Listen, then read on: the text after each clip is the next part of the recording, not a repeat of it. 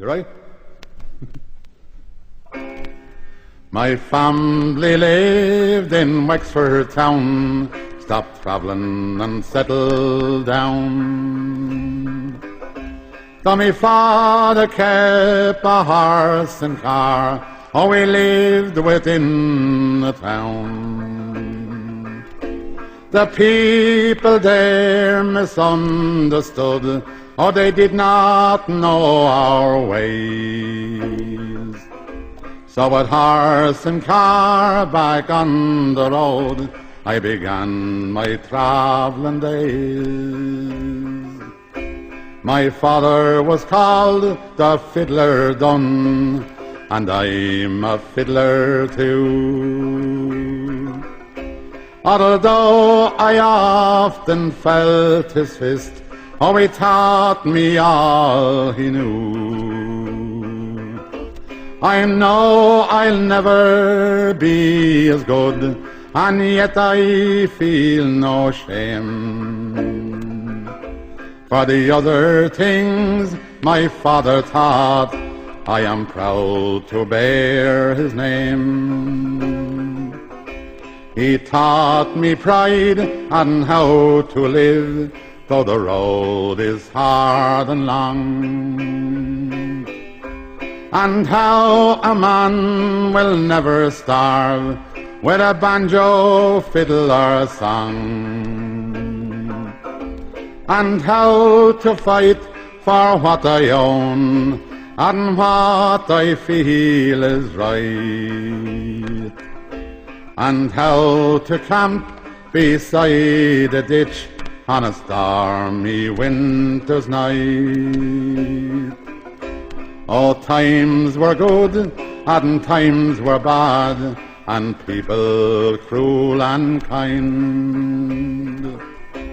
But what I learned of people then has stayed within my mind. I'll honor friends with all my heart, do for them all I can. But I've learned to go the road again where the spun a tinker man. Oh, Wexford is a town I like, but the travelling man they scorn. And a man must feel affection for the town where he was born. I know one day that I'll go back when my travelling days are done, and people will begin to wonder what has happened to the pecker done.